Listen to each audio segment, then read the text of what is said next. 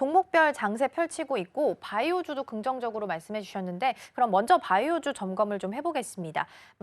어제 말씀해 주신 것처럼 이제 ABL 바이오가 한 2시 구간부터 굉장히 크게 올랐습니다. 여기가 이제 혈액 뇌 관문 셔틀이라고 해서 뇌에 들어갈 수 있는 보호하는 장벽을 이야기합니다. 그래서 여기 치료제가 넘어가지 못했는데 이걸 넘어갈 수 있게 도와주는 그런 플랫폼을 그랩바디 B라고 부르는데 관련돼서 이제 기술 이전이나 발표 있을 거다라는 기대감 속에 어제 강세를 좀 보였습니다.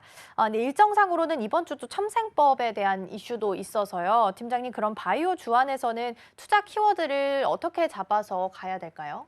네, 우선은 이제 바이오 쪽은 조금 더 먹을거리가 아직 많이 남아있다라고 저는 좀 보고 있는 게 특히나 이제 그 특허 만료 시기가 이제 작년 4분기부터 올해 상반기까지 좀 이어질 것으로 보고 있어서 아무래도 이제 전체적으로 봤을 때 CDMO 쪽이나 바이오시밀러도 계속해서 좀 보셔야 될 것 같다라는 말씀 우선 드리겠고요. 그리고 이제 ABL 바이오 같은 경우에 어제 급작스럽게 조금 상승이 나왔던 그렇죠. 부분입니다. 그래서 모전에 강했던 게 아니라 정말 이제 점심을 먹고 왔는데 한 2시부터 갑자기 맞아요. 이렇게 상승이 나왔더라고요. 그래서 기사를 좀 보니까 사실 이게 회사 측에서 아직까지는 뭐 입장 발표를 그쵸. 안 하는 그런 상황이라서 확실한 건 아니지만은 앞으로 이제 임상에 대한 어떤 결과 발표에 대한 기대감 그리고 기술 수출 이전, 기술 이전 수출에 대한 기대감 이런 부분들 때문에 이제 상승이 나왔다라고 좀 보시면 될 것 같은데요. 사실 ABL 바이오 같은 경우에 워낙에 이제 플랫폼 쪽에서 또 기술이 좋은 이제 기업 중에 하나다라고 좀 볼 수가 있어서 앞으로 투자 관점은 지속적으로 좀 유효하다라고 저는 좀 보고 있습니다. 물론 이제 너무 이제 급격하게 상승을 했기 때문에 지금 추격 매수하실 필요는 없다라고 좀 보여지고 있고요. 어느 정도 이제 어제 이제 상승분에 대한 부분들이 조금씩 빠져준다라고 한다면 그때부터 좀 접근 가능하다라고 좀 보여지고 있는 상황이고요. 일단 어제 상승이 굉장히 좀 중요했던 이유가 결국에 이제 ABL 바이오 같은 경우에도 전고점을 지금 뚫지 못하고 있었던 상황들이었었거든요. 근데 어제 이제 펌핑이 굉장히 과하게 나오면서 52주 최고가를 또 갱신을 했었습니다. 그래서 이 부분에서는 굉장히 좀 긍정적으로 볼 수가 있겠고요. 다만 아까 말씀드렸다시피 이제 너무 또 기술적으로 이제 따라 붙기에는 굉장히 좀 위험할 수도 있기 때문에 항상 조정 시의 매수 관점으로 좀 접근을 하셔야 될 것 같다라는 말씀 우선 드리겠고요. 그리고 이제 앞으로 임상에 대한 결과들이 올해 상반기부터 하반기까지 또 일정이 계속해서 좀 있는 부분들이기 때문에 이런 부분들을 본다라고 한다면은 여전히 이제 바이오주들은 계속해서 좀 관심을 가지실 필요가 있겠다라는 말씀 드리겠고요. 앞으로 이제 이벤트들도 굉장히 좀 많이 있습니다. 정확히 뭐 날짜는 기억이 안 나는데 앞으로 이제 의학학회에 대한 부분들도 있을 것으로 보이고 있고요.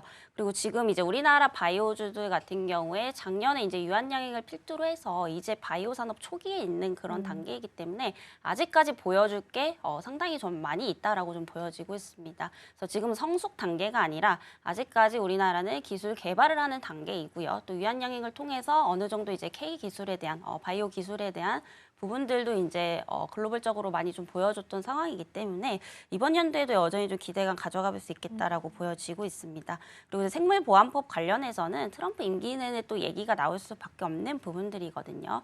또 여기에 따른 수혜를 볼 수 있는 게 또 이제 CDMO 쪽 삼성바이오로직스는 계속해서 좀 보셔야 된다라는 거 이전부터 조금 말씀을 좀 드리고 있습니다. 그래서 결국에 이제 수급이 단기적으로 좀 크게 들어온 업종들 같은 경우에는 조정이 나온다라고 한다면은 저는 웬만하면 조금 담아가시는 전략을 우선 말씀 좀 드리겠고요.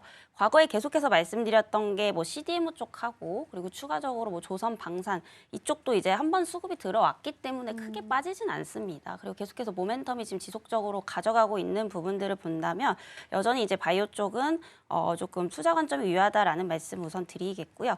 또 이 안에서 조금 탑픽을 꼽아보자라고 한다면은 사실 이제 한미약품 쪽이 조금 더 매력적이지 않을까 이렇게 좀 보고 있습니다. 그래서 한미약품 같은 경우에 최근에 이제 경영권 분쟁 이슈로 인해서 주가가 뭐 한 달 만에 거의 20% 넘게 급락이 나왔었는데 지금 기업 가치 대비해서 한 디스카운트가 20% 이상 좀 되어 있다라고 보시면 될 것 같고요.